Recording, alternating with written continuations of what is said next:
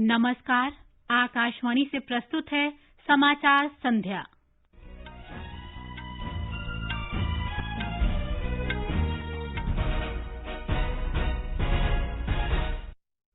प्रधानमंत्री ने कहा, भारत आत्मनिर्भर राष्ट्र के दृष्टिकोण के साथ आगे बढ़ रहा है।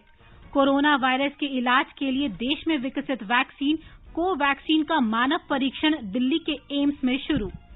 सिक्किम में कोविड-19 के बढ़ते मामलों को देखते हुए कल सुबह से एक सप्ताह के राज्यव्यापी लॉकडाउन की घोषणा।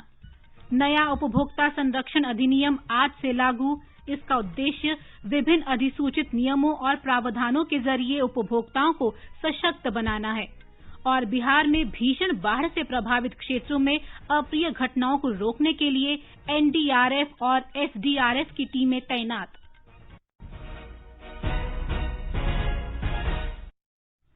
समाचार संध्या में अपने सहयोगी वीरेंद्र कौशिक के साथ मैं प्रियंका अरोड़ा। प्रधानमंत्री नरेंद्र मोदी ने आज कहा कि भारत आत्मनिर्भर राष्ट्र बनने के विचार के साथ आगे बढ़ रहा है।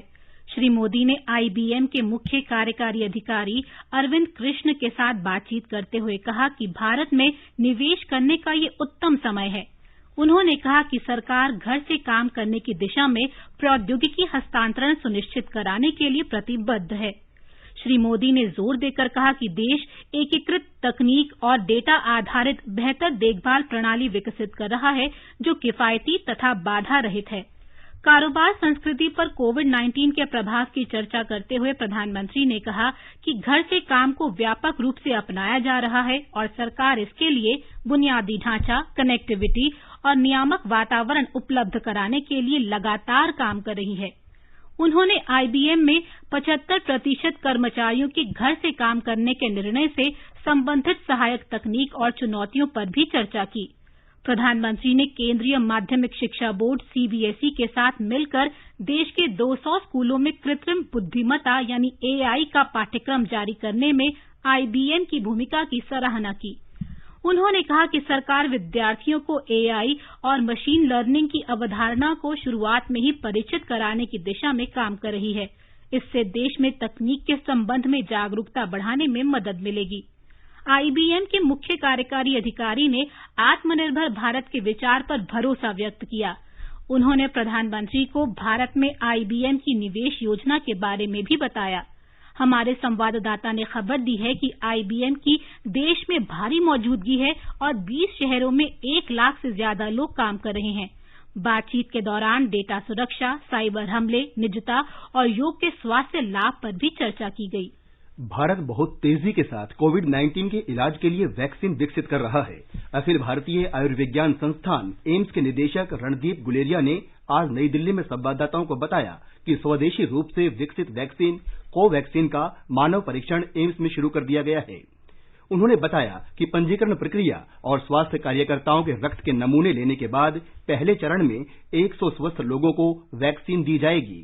जो हमारा टारगेट है 100 पेशेंट का वो हो जाए। जब 50 पेशेंट हो गए तो उनको हम मॉनिटर करेंगे।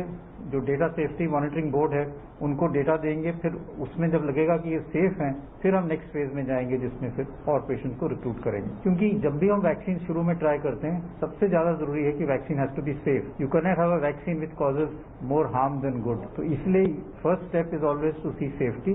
पहले स्मॉल नंबर्स में अगर उसमें सेफ लगता है then a larger number and you can even go to a higher dose to make sure कि what is it is safe even at a higher dose. और उससे थोड़ा आइडिया हो जाता है कि what is the exact dose that is required for giving the vaccine. Shri Guleria ने कहा कि दूसरे चरण में मानव परीक्षण के लिए 12 से 65 वर्ष के 750 लोगों का चयन किया जाएगा। उन्होंने बताया कि एम्स को इस संबंध में अच्छी प्रतिक्रिया मिली है और बहुत सारे लोगों ने मानव परीक्षण के लिए स्वैच्छिक रूप से पंजीकरण कराया है। उन्होंने कहा कि स्वदेशी वैक्सीन विकसित करने की दिशा में ये एक बहुत बड़ी उपलब्धि है। डॉक्टर गुलेरिया ने कहा कि देश की दवा और वैक्सीन उत्पादन क्षमता मांग की पूर्ति करने में सहयोग करेगा। सामुदायिक संक्रमण से संबंधित सवाल पर डॉक्टर गुलेरिया ने कहा कि इसके सबूत नहीं है कि राष्ट्रीय स्तर पर संक्रमण हो रहा है। हालांकि उन्होंने स्थानीय स्तर पर सामुदायिक संक्रमण की संभावना से इनकार नहीं किया। कंट्री का डेटा देखें तो उसमें कोई ज्यादा एविडेंस नहीं है। आईसीएमआर ने पूरा अपना डेटा सीरो सर्वेलेंस का दिखाया था कि at a national level community transmission is happening. There are many state जहां पे अभी बहुत कम केसेज हैं। टू से कि वहां पे कम्युनिटी ट्रांसमिशन हो रहा है would not be a right thing. There are hotspots even in cities where there is spike of cases and it is very likely कि local community transmission in those areas is happening and that is why I kept saying कि जो containment zones हैं उनमें बड़ा aggressive action की जरूरत है। Door to door survey करने की जरूरत है। जिनको भी फीवर सिम्टम्स हैं उनके टेस्ट करो, आइसोलेट करो। उससे आप वहां की जो स्प्रेड हो रही है उसको रोक पाओगे और तभी आपके उस एरिया में केसेस कम होंगे।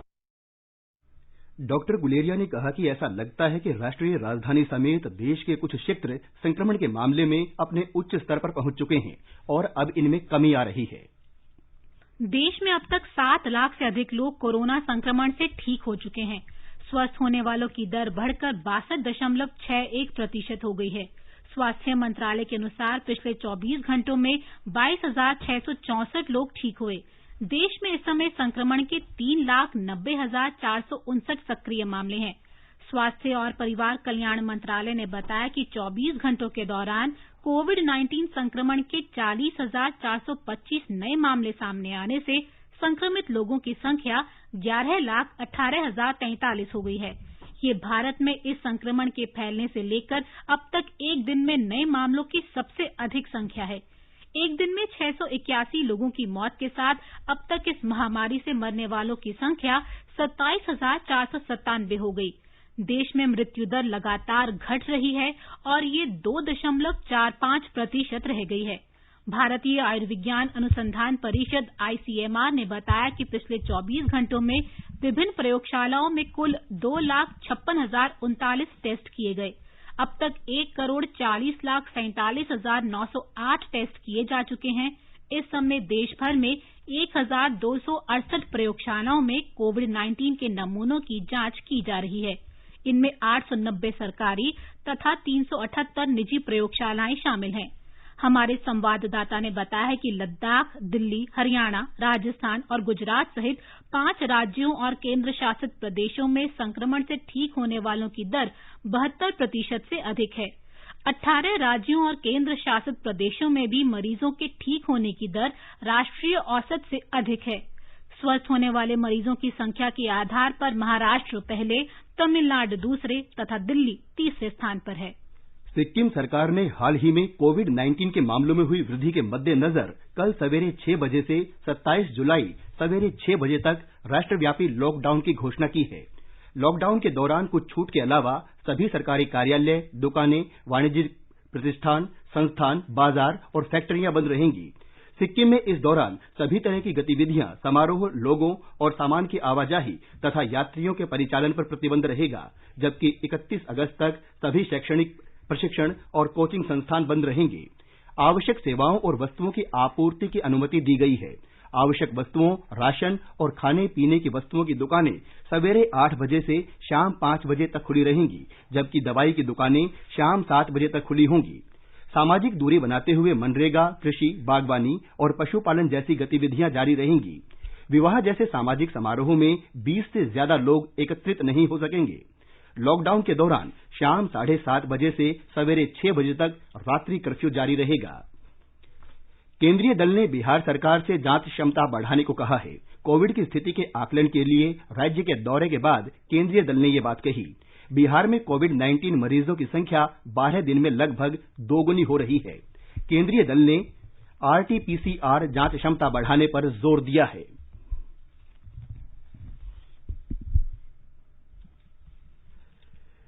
जम्मू कश्मीर में आज कोविड-19 से 5 और लोगों की मृत्यु हो गई। ये पांचों लोग कश्मीर घाटी से हैं और अन्य बीमारियों से ग्रस्त थे। इन्हें मिलाकर संक्रमण से मरने वालों की संख्या 251 हो गई है।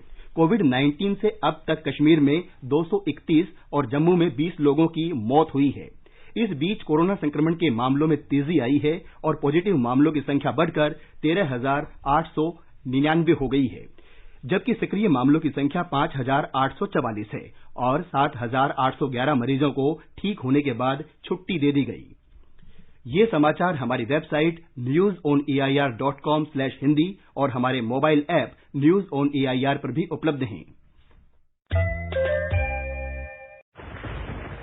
लो राधा, बारिश से बचने के लिए छाता तो मैं ले आई। डेंगू और चिकनगुनिया से बचने का उपाय वो कौन करेगा? ये तो किसी ने बताया ही नहीं। मैं बताती हूँ। पानी से भरी टंकियों और बर्तनों को अच्छी तरह ढक कर रखें। हर सप्ताह कूलर को खाली करके सुखाकर दोबारा भरें। घर व आसपास टूटे बर्तन, डिब्बे, टायर इत्यादि में पानी जमा न होने दें। मच्छरों के काटने से बचने के लिए कॉइल, क्रीम, मशीन आदि का प्रयोग करें। डेंगू के मच्छर दिन में काटते हैं, इसलिए पूरे शरीर को ढकने वाले कपड़े पहने। बुखार हो तो डॉक्टर की सलाह ले। समझ गयी? हाँ समझ गयी, और अब दूसरों को भी बताऊंगी।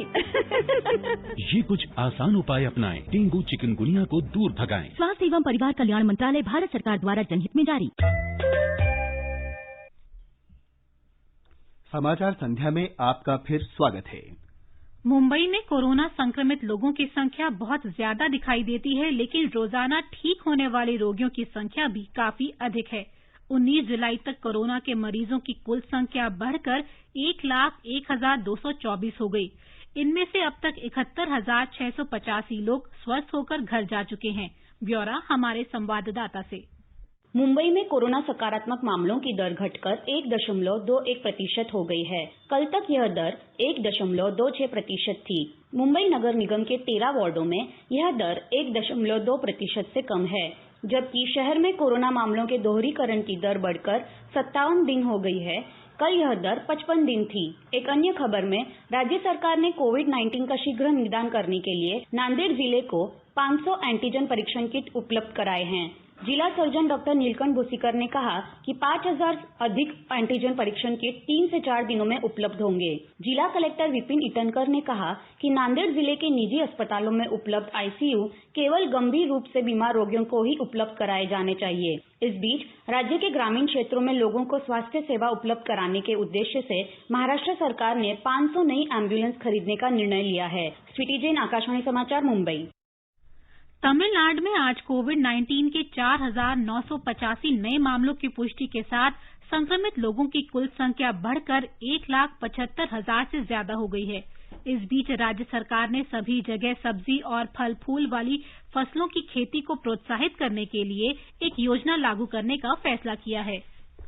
आकाशवाणी का समाचार सेवा प्रभाग विशेषज्ञों की राय श्रृंखला में कोविड-19 महामारी के बारे में जाने माने चिकित्सा विशेषज्ञों की सलाह प्रसारित करता है। इस कड़ी में आकाशवाणी से बातचीत में अखिल भारतीय आयुर्विज्ञान संस्थान नई दिल्ली के गठिया विभाग में प्रमुख डॉक्टर उमा कुमार ने लोगों को उचित सामाजिक दूरी का पालन करने, हाथों की साफ सफाई तथा खांसते और छींकते समय सावधानी बरतने की सलाह दी है। जो तरीके हैं जिनसे ये कंट्रोल में पाया जा सकता है वो है सोशल डिस्टेंसिंग, रेस्पिरेटरी हाइजीन और या फिर कॉफ एटिकेट्स बोल देते हैं, जिसमें खांसते और छींकते वक्त मुंह को कवर करना है, और हैंड हाइजीन, अपने हाथों को बहुत फ्रीक्वेंटली वॉश करना है साबुन पानी से या फिर हैंड सैनिटाइजर का इस्तेमाल करना है। पॉजिटिव रहें, अपने आप को एंगेज रखें। Public health foundation of India के अध्यक्ष डॉक्टर के श्रीनाथ रेड्डी ने कहा कि भारत कोविड-19 के मामलों में विश्व के अन्य देशों से बेहतर स्थिति में है और इस दिशा में किए जा रहे उपायों के अच्छे परिणाम सामने आ रहे हैं। We started getting affected later than many other countries, but we are presently in a much better position than the rest of the world, and in that sense, we are better protected. However, we still have to watch how the epidemic advances over the next 2 to 4 weeks before we can come to a judgment. But right now, it appears that our measures taken progressively from February and peaking with the lockdown are now paying dividends and showing results. उपभोक्ता संरक्षण अधिनियम 2019 आज से लागू हो गया। उपभोक्ता मामलों के मंत्री रामविलास पासवान ने आज नई दिल्ली में वीडियो कॉन्फ्रेंस के जरिए संवाददाताओं को बताया कि इस नए अधिनियम से उपभोक्ता सशक्त होगा और इस अधिनियम में विभिन्न नियमों और प्रावधानों के जरिए उसके अधिकार सुरक्षित होंगे। इस अधिनियम में उपभोक्ता संरक्षण परिषद, उपभोक्ता विवाद निपटारा आयोग, उत्पाद जिम्मेदारी और उत्पादक या विक्रेता द्वारा गलत या मिलावटी उत्पाद बेचने पर दंड का प्रावधान किया गया है। केंद्रीय मंत्री ने कहा कि इस अधिनियम के तहत ई कॉमर्स कंपनी को बेचे गए उत्पाद को वापस लेने, बदलने, गारंटी, वारंटी और पैसे वापस लेने की जानकारी देनी होगी। उन्होंने कहा कि ई कॉमर्स कंपनी को उत्पाद की शिकायत मिलने पर 48 घंटे के भीतर उपभोक्ता को प्राप्ति की सूचना देनी होगी और 1 महीने के अंदर निपटारा करना होगा। आगे बढ़ने से पहले मुख्य समाचारों पर एक नजर। प्रधानमंत्री ने कहा, भारत आत्मनिर्भर राष्ट्र के दृष्टिकोण के साथ आगे बढ़ रहा है। कोरोना वायरस के इलाज के लिए देश में विकसित वैक्सीन कोवैक्सीन का मानव परीक्षण दिल्ली के एम्स में शुरू। सिक्किम में कोविड-19 के बढ़ते मामलों को देखते हुए कल सुबह से 1 सप्ताह के राज्यव्यापी लॉकडाउन की घोषणा। नया उपभोक्ता संरक्षण अधिनियम आज से लागू। इसका उद्देश्य विभिन्न अधिसूचित नियम और प्रावधानों के जरिए उपभोक्ता को सशक्त बनाना है। बिहार में भीषण बाढ़ से प्रभावित क्षेत्रों में अप्रिय घटनाओं को रोकने के लिए एनडीआरएफ और एसडीआरएफ की टीमें तैनात। बिहार में गंडक बैराज से 4.5 लाख क्यूसेक पानी छोड़े जाने के बाद राज्य में बाढ़ की स्थिति बिगड़ गई है। राज्य सरकार ने सारण, सिवान, गोपालगंज, पूर्वी और पश्चिमी चंपारण के जिला प्रशासन से निचले इलाकों में रह रहे लोगों को ऊंचे और सुरक्षित स्थानों पर पहुंचाने को कहा है। गंडक नदी का जलस्तर खतरे के निशान से 1 मीटर ऊपर बह रहा है। बागमती, कमला बलान और अधवारा समूह की नदियां भी खतरे के निशान से ऊपर बह रही हैं। मौसम विभाग ने अगले 48 घंटों में राज्य के विभिन्न हिस्सों में तेज बारिश होने का रेड अलर्ट जारी किया है। इस बीच मुख्य सचिव दीपक कुमार ने राज्य में बाढ़ से उत्पन्न स्थिति की समीक्षा की। उन्होंने किसी भी अप्रिय घटना को रोकने के लिए संवेदनशील क्षेत्रों में एनडीआरएफ और एसडीआरएफ की टीमें तैनात करने का निर्देश दिया। 156 पंचायतों से अधिक क्षेत्रों के 3 लाख से अधिक लोग बाढ़ की चपेट में हैं। 12,000 से अधिक लोगों को निकाला गया है और वे राहत शिविरों में शरण लिए हुए हैं। उधर असम सरकार ने कहा है कि बाढ़ प्रभावित लोगों की सहायता के लिए धन की कोई कमी नहीं है। राजस्व और आपदा प्रबंध मंत्री जोगेन मोहन ने आकाशवाणी को बताया कि खाद्य वस्तुएं उपलब्ध कराने के लिए जिला प्रशासनों को 102 करोड़ रुपए दिए गए। उन्होंने कहा कि राज्य आपदा मोचन बल और राष्ट्रीय आपदा मोचन बल स्थानीय प्रशासन के साथ राहत और बचाव के उपाय कार्यों में जुटे हुए हैं। उन्होंने ये भी कहा कि 14,000 प्रतिरोधी बंधु भी प्रभावित लोगों की मदद कर रहे हैं। मुख्यमंत्री सर्बानंद सोनोवाल ने बारपेटा जिले के बाढ़ और भूस्खलन प्रभावित गोहिनपाड़ा क्षेत्र का दौरा किया। श्री सोनोवाल ने कहा कि केंद्र ये मामला पड़ोसी देश भूटान के साथ उठाएगा, जहां से हर साल बाढ़ आती है और राज्य को भारी नुकसान उठाना पड़ता है। श्री सोनोवाल ने बाढ़ राहत शिविरों का दौरा कर वहां रह रहे लोगों से बातचीत की। राज्य के 24 जिलों में 25 लाख लोग बाढ़ से प्रभावित हैं। सूक्ष्म, लघु और मध्यम उद्योग एमएसएमई मंत्री नितिन गडकरी ने देश में छोटे कारोबारियों की मदद के लिए एक नई नीति की आवश्यकता पर बल दिया है। श्री गडकरी ने pan IIT global e conclave को वीडियो कॉन्फ्रेंस के जरिए संबोधित करते हुए कहा कि मछुआरों, फेरी वालों, सब्जी बेचने वालों और स्वयं सहायता समूहों समेत छोटे कारोबारियों की वित्तीय, तकनीक और विपणन में मदद की जानी चाहिए। उन्होंने कहा कि इस दिशा में ये कदम ग्रामीण, कृषि और जनजातीय क्षेत्रों में रोजगार के अवसरों में वृद्धि करेगा और सकल घरेलू उत्पाद जीडीपी को बल देगा। केंद्रीय मंत्री ने एक ऐसी नीति बनाने के लिए आमंत्रित किए जो सामाजिक, आर्थिक और शैक्षिक रूप से पिछड़े कारोबारियों की मदद कर सकें। उन्होंने उम्मीद जताई कि इस नीति को नीति आयोग और वित्त मंत्रालय से अनुमोदन मिल जाएगा। इसमें बांस, शहद और अन्य क्षेत्रों में लगे लोगों की मदद हो सकेगी। राजस्थान में राजनीतिक संकट के बीच राजस्थान उच्च न्यायालय ने उप मुख्यमंत्री सचिन पायलट और कांग्रेस के अन्य 18 बागी विधायकों की याचिका पर सुनवाई कल सुबह तक टाल दी। याचिका पर सुनवाई कल सुबह 10 बजे फिर शुरू होगी। कांग्रेस के 19 विधायकों ने उनको अयोग्य घोषित करने के नोटिस को खारिज करने के लिए याचिका दायर की है। ब्यौरा हमारे संवाददाता से। राज्य में सत्ता के शह और मात के खेल में कई कानूनी मोर्चे खुल गए हैं। कांग्रेस के 19 बागी विधायकों को अयोग्यता संबंधी मामले में विधानसभा से नोटिस जारी हो चुके हैं। इन नोटिसों को राजस्थान उच्च न्यायालय की खंडपीठ में चुनौती दी गई है, जहां सुनवाई जारी है। दूसरी ओर सरकार के खिलाफ कथित षड्यंत्र और विधायकों की कथित खरीद फरोख्त को लेकर एसओजी ने 3 तथा एसीबी ने 1 केस दर्ज किया है। दोनों एजेंसियों की जांच के दायरे में कांग्रेस के 2 बागी विधायकों समेत कई अन्य लोग हैं। कांग्रेस तथा सरकार को समर्थन कर रहे सभी विधायक जयपुर के पास एक होटल में कैंप कर रहे हैं।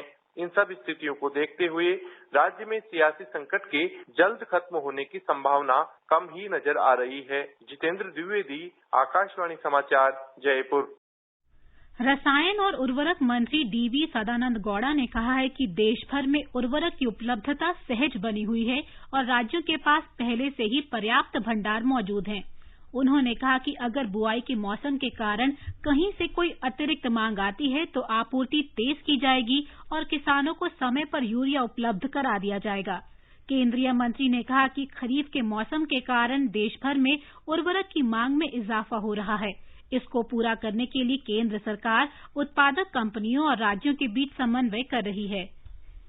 केंद्रीय खाद्य प्रसंस्करण मंत्री हरसिमरत कौर बादल ने आज मिजोरम में पहले मेगा फूड पार्क का वर्चुअली उद्घाटन किया। जोराम मेगा फूड पार्क का उद्घाटन करते हुए श्रीमती हरसिमरत कौर ने कहा कि इससे किसानों, उत्पादकों, उपभोक्ताओं को लाभ पहुंचेगा तथा पूर्वोत्तर क्षेत्र में खाद्य प्रसंस्करण को बढ़ावा मिलेगा। उन्होंने कहा कि इस पार्क से 5,000 लोगों को प्रत्यक्ष और अप्रत्यक्ष रूप से रोजगार उपलब्ध होगा तथा करीब 25,000 किसानों को लाभ पहुंचेगा। श्रीमती हरसिमरत कौर ने कहा कि इस पार्क से 30 खाद्य प्रसंस्करण इकाइयों में लगभग 250 करोड़ रुपए के अतिरिक्त निवेश का लाभ प्राप्त होगा और लगभग 500 करोड़ रुपए का सालाना कारोबार होगा। विदेश मंत्री एस जयशंकर ने कहा है कि बहुत से लोग अपनी समस्या के समाधान के लिए भारत आ रहे हैं। उन्होंने कहा कि भारत एक तमाशबीन नहीं है, बल्कि समुद्री विवाद, आतंकवाद, सुरक्षा और जलवायु परिवर्तन जैसे प्रमुख मुद्दों के समाधान में योगदान देता है। उन्होंने जियोपॉलिटिक्स ऑफ अपॉर्चुनिटी पर एक कार्यक्रम को संबोधित करते हुए कहा कि गुटनिरपेक्षता पर एक विशेष समय और एक विशेष भू राजनीतिक क्षेत्र के लिए थी। उन्होंने कहा कि अगर भारत अंतर्राष्ट्रीय स्थिति के अनुरूप व्यवहार करेगा तो वो अवसरों का लाभ उठा सकेगा। उन्होंने कहा कि अति सावधानी और बहुध्रुवीयता का समय एक सीमा तक गुजर चुका है। डॉक्टर जयशंकर ने कहा कि जापान और ऑस्ट्रेलिया का अंतर्राष्ट्रीय समुदाय में बड़ा स्थान है। उन्होंने कहा कि भारत कभी भी किसी गठबंधन का हिस्सा नहीं रहा है और आगे कभी भी नहीं रहेगा। संयुक्त अरब अमारात में मंगल ग्रह के लिए जापान के तानेगाशिमा अंतरिक्ष केंद्र से अपना अंतरिक्ष यान सफलतापूर्वक प्रक्षेपित किया और नया इतिहास रचा। होप प्रोब नाम के यान को H2A नाम के प्रक्षेपण यान से अंतरिक्ष की यात्रा पर रवाना किया गया। हमारी संवाददाता ने बताया है कि एक अरब जगत का पृथ्वी से किसी अन्य ग्रह के लिए पहला महत्वपूर्ण मिशन है, जिससे संयुक्त अरब अमारात अंतरिक्ष तकनीकी के क्षेत्र में खाड़ी और पश्चिम एशिया के अन्य देशों से काफी आगे हो गया है। ऑर्बिटर होप प्रोब के सफल प्रक्षेपण ने संयुक्त अरब अमीरात को अंतरिक्ष प्रौद्योगिकी के क्षेत्र में मध्य पूर्वी देशों के श्रृंखला में सबसे अग्रणी स्थान पर पहुंचा दिया है। H2A होप प्रोब को अंतरिक्ष में ले जाने वाला यान जापान के तनेगाशिमा स्पेस सेंटर से यहाँ के समय अनुसार 1:58 पर लॉन्च किया गया।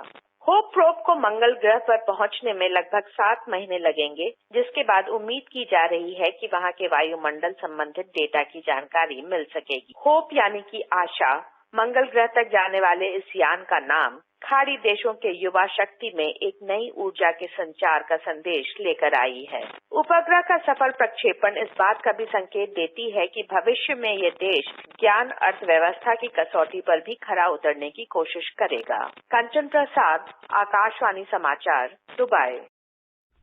छत्तीसगढ़ में आज देश में अपनी तरह की पहली योजना गोधन न्याय योजना शुरू की गई। परंपरागत त्योहार हरेली के अवसर पर मुख्यमंत्री भूपेश बघेल ने प्रतीक स्वरूप गाय का गोबर खरीदकर इस योजना का उद्घाटन किया।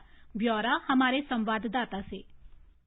छत्तीसगढ़ में आज से शुरू हुई गोधन न्याय योजना के तहत राज्य सरकार पशुपालकों से 2 रुपए प्रति किलोग्राम की दर से गोबर खरीदेगी और फिर इस गोबर से जैविक खाद तैयार किया जाएगा। जैविक खाद बनाने का काम महिला स्व सहायता समूहों को सौंपा जाएगा और इन समूहों द्वारा तैयार किए गए वर्मी कंपोस्ट को सरकार 8 रुपए प्रति किलो की दर से खरीदेगी। इस योजना के तहत गांवों में गायों को रखने की जगह, जिन्हें गौठान कहते हैं, उन्हें पशुओं के डे केयर सेंटर के रूप में विकसित किया जाएगा। राज्य सरकार ने प्रदेश के सभी 20,000 गांवों में गौठान बनाने का लक्ष्य रखा है। मुख्यमंत्री भूपेश बघेल ने उम्मीद जताई है कि यह योजना किसानों और पशुपालकों के लिए वरदान साबित होने के साथ ही ग्रामीण अर्थव्यवस्था के लिए संजीवनी बनेगी। विकल्प शुक्ला, आकाशवाणी समाचार, रायपुर।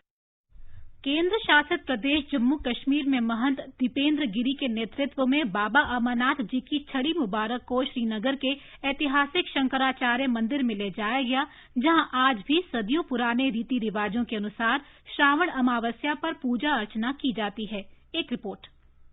केंद्र शासित प्रदेश जम्मू कश्मीर में इस वर्ष के नवरात्र की पवित्र छड़ी मुबारक को श्रीनगर के ऐतिहासिक शंकराचार्य मंदिर में आज श्रावण अमावस्या के अवसर पर सदियों पुराने रीति रिवाजों के अनुसार प्रार्थना के लिए ले जाया गया। शंखी ध्वनि मंदिर परिसर और उसके आसपास गूंज उठी और पूरे वातावरण को शुद्ध और मनमोहित कर दिया। वैदिक मंत्रों और वचनों का उच्चारण करके पूजा अर्चना की गई। प्रशासन द्वारा निर्धारित सभी प्रोटोकॉल के बाद कोविड-19 महामारी के कारण प्रार्थना में केवल कुछ साधुओं ने भाग लिया। पूजन लगभग 90 मिनट तक चली। इस अवसर पर कोरोना महामारी के अंत के लिए सामूहिक प्रार्थनाएं भी की गई ताकि पूरे विश्व में लोग अपने सामान्य और प्राकृतिक जीवन को जल्द ही फिर से आरंभ कर सके। जम्मू कश्मीर में शांति और समृद्धि के लिए भी सामूहिक प्रार्थना की गई। पवित्र छड़ी मुबारक देवी शारिका को श्रद्धांजलि अर्पित करने के लिए कल श्रीनगर के हारी पर्वत स्थित शारिका भवानी मंदिर में ले जाया जाएगा। आकाशवाणी समाचार के लिए श्रीनगर से मैं सुनील कौल। गुजरात में कल से शुरू होने वाले श्रावण के पवित्र माह की सभी तैयारियां शुरू हो गई हैं। राज्य में ज्योतिर्लिंग सोमनाथ के मंदिर प्रशासन ने श्रद्धालुओं के लिए विशेष प्रबंध किए हैं। ब्यौरा हमारी संवाददाता से। श्रावण महीने के दौरान मंदिर में दर्शन के लिए बड़ी संख्या में भक्त आते हैं, जिसे देखते हुए मंदिर प्रशासन ने 23 जुलाई से 22 अगस्त तक दर्शन समय बढ़ाने का निर्णय लिया है, जिसके अनुसार अब भक्त सुबह 6 से 6:30 बजे तक और शाम को 7:30 से 9:15 बजे तक दर्शन कर सकते हैं। इससे पहले सुबह 7:30 से शाम को 7:30 बजे के बीच में ही दर्शन की अनुमति थी। कोविड-19 को ध्यान में रखते हुए मंदिर में पैडल आधारित सैनिटाइजर, थर्मल स्क्रीनिंग जैसी व्यवस्थाएं की गई है। मंदिर में जाने के लिए मास्क पहनना भी अनिवार्य है। कानून व्यवस्था को बनाए रखने के लिए मंदिर में 300 से अधिक पुलिसकर्मियों को तैनात किया गया है। इसी तरह द्वारका के पास स्थित नागेश्वर ज्योतिर्लिंग मंदिर भी श्रावण महीने के दौरान सुबह 7 से रात को 9 बजे तक श्रद्धालुओं के लिए खुला रहेगा। अपर्णा खुन, आकाशवाणी समाचार, अहमदाबाद। और अब एक नजर कल के मौसम के पूर्वानुमान पर। राष्ट्रीय राजधानी दिल्ली में कल गरज के साथ तेज बौछार पड़ने के आसार हैं। न्यूनतम तापमान 25 और अधिकतम 33 डिग्री सेल्सियस के बीच रहेगा। मुंबई में आमतौर पर बादल छाए रहेंगे, हल्की बौछार भी हो सकती है। तापमान 27 डिग्री से 33 डिग्री सेल्सियस के बीच रह सकता है। चेन्नई में आमतौर पर बादल छाए रहेंगे और हल्की बारिश या बूंदाबांदी हो सकती है। तापमान 25 और 34 डिग्री सेल्सियस के बीच रहने के आसार हैं। कोलकाता में आमतौर पर बादल छाए रहेंगे और 1-2 बार गरज के साथ बौछार हो सकती है। न्यूनतम तापमान 27 और अधिकतम तापमान 34 डिग्री सेल्सियस रहने का अनुमान है। गुवाहाटी में आमतौर पर बादल छाए रहेंगे और 1 या 2 बार तेज बौछार पड़ सकती है। तापमान 25 और 31 डिग्री सेल्सियस के बीच रहेगा। जम्मू में न्यूनतम तापमान 26 डिग्री और अधिकतम तापमान 32 डिग्री के आसपास रहेगा। आंशिक रूप से बादल छाए रहेंगे और धूल भरी आंधी चलने की भी संभावना है। श्रीनगर में 18 से 32 डिग्री सेल्सियस के बीच तापमान रहेगा। आंशिक रूप से बादल छाए रहेंगे और गरज के साथ बौछार हो सकती है। लेह लद्दाख में न्यूनतम तापमान 15 और अधिकतम 29 डिग्री सेल्सियस रहेगा और आमतौर पर आसमान साफ रहने और शाम के समय हल्के बादल छाए रहने के आसार हैं। गिलगित में आंशिक रूप से बादल छाए रहेंगे, गरज के साथ बौछार हो सकती है। तापमान 16 से 32 डिग्री सेल्सियस के बीच रहने का अनुमान है। मुजफ्फराबाद में आंशिक रूप से बादल छाए रहने के साथ ही गरज के साथ बौछार पड़ने की संभावना है। न्यूनतम तापमान 19 और अधिकतम 37 डिग्री सेल्सियस के आसपास रहेगा। समाचार कक्ष से विशाल शर्मा। आकाशवाणी का समाचार सेवा प्रभाग आज अपने फोन इन कार्यक्रम में कोविड-19 पर विशेष परिचर्चा प्रसारित करेगा। ये कार्यक्रम रात 9:30 से FM गोल्ड और अतिरिक्त मीटरों पर सुना जा सकता है। डॉक्टर राम मनोहर लोहिया अस्पताल के वरिष्ठ चिकित्सा सलाहकार डॉक्टर A.K. वर्षणे चर्चा में भाग लेंगे। और अंत में मुख्य समाचार एक बार फिर। प्रधानमंत्री नरेंद्र मोदी ने कहा, भारत आत्मनिर्भर राष्ट्र के दृष्टिकोण के साथ आगे बढ़ रहा है। कोरोना वायरस के इलाज के लिए देश में विकसित वैक्सीन कोवैक्सीन का मानव परीक्षण दिल्ली के एम्स में शुरू। सिक्किम में कोविड-19 के बढ़ते मामलों को देखते हुए कल सुबह से 1 सप्ताह के राज्यव्यापी लॉकडाउन की घोषणा। नया उपभोक्ता संरक्षण अधिनियम आज से लागू। इसका उद्देश्य विभिन्न अधिसूचित नियमों और प्रावधानों के जरिए उपभोक्ताओं को सशक्त बनाना है। और बिहार में भीषण बाढ़ से प्रभावित क्षेत्रों में अप्रिय घटनाओं को रोकने के लिए NDRF और SDRF की टीमें तैनात। इसके साथ ही समाचार संध्या का ये अंक समाप्त हुआ। नमस्कार।